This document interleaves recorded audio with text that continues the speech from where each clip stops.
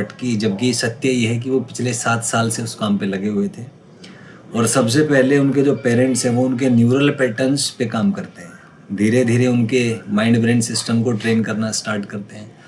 तो उनके एल्गोरिथम धीरे धीरे सिंपल से कॉम्प्लेक्स बन जाते हैं and they become adaptive to this.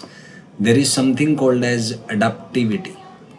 Humans जो हैं दे आर अडेप्टिव, बहुत जल्दी सीखते हैं, तभी ह्यूमन सर्वाइव कर पाते हैं, तभी इंटेलिजेंट कहलाते हैं। So human beings are adaptive and there is one more thing which is called as the neural plasticity. Neural plasticity, neural plasticity का मतलब है कि हमारे अंदर जो न्यूरल पैटर्न्स हैं वो रिजिड नहीं होते, दिस इज़ नॉन रिजिड।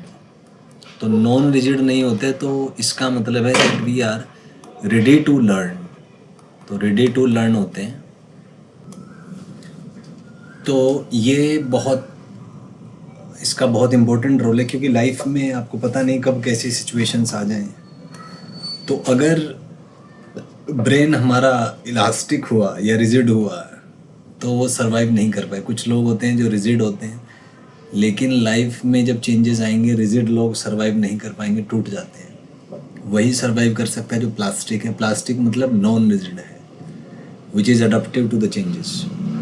जैसे आपने सुना होगा डायनासोर्स थे, जब एस्ट्रॉइड ने अटैक किया अर्थ पे तो उसकी वजह से कोलिजन हुआ, कोलिजन की वजह से हीट प्रोड्यूस हुई, हीट प्रोड्यूस से टेम्परेचर बढ़ा, तो गर्मी बहुत ज़्यादा हो गई। तो डायनासोर्स थे वो अडप्ट नहीं कर पाए, वो ख़त्म हो गए।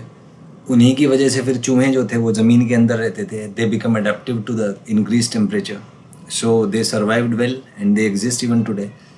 So as simple as that. So make sure that you have a plastic brain and be non-rigid, because rigidity is not what life permits.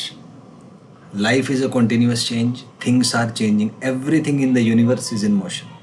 Everything, starting from the electron in an atom to the entire cosmos, everything is in motion. Everything is revolving.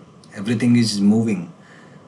So what life has taught us is that we should not be plastic, we should be non-rigid, and we should surrender ourselves to the changes.